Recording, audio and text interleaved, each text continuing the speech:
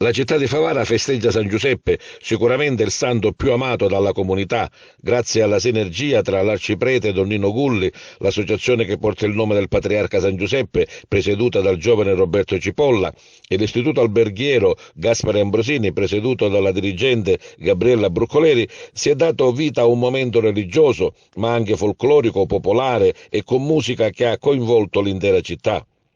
La chiesa del Rosario e la piazza antistante sono state addobbate a festa con le luminarie. Nel corso della giornata un continuo pellegrinaggio di fedeli all'interno della chiesa del Rosario, dove è custodito il simulacro di San Giuseppe, con la celebrazione di diverse messe. E quella conclusiva alle ore 19, presieduta dall'arciprete Don Nino Gulli. Quindi una mini processione del simulacro con la benedizione della tradizionale minestra.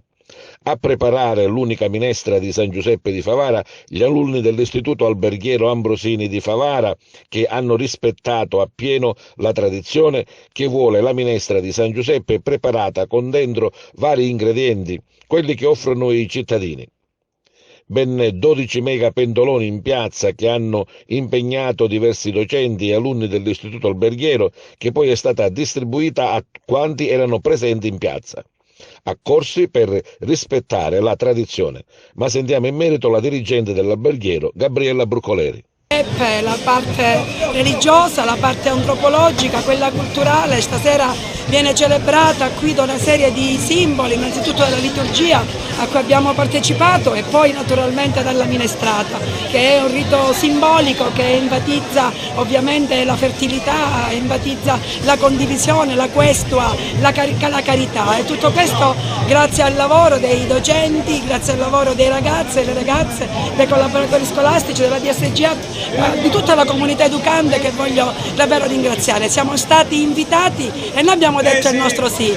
Ma c'è un segreto particolare per la minestra di San Giuseppe? Intanto il segreto è nella questua, cioè nella raccolta con fede degli ingredienti che poi la caratterizzano. Sono ingredienti tutti diversi, ovviamente c'è una base di cereali che è imprescindibile, poi c'è la mescolanza dei tipi di pasta che enfatizza la diversità del mondo e che enfatizza la condivisione.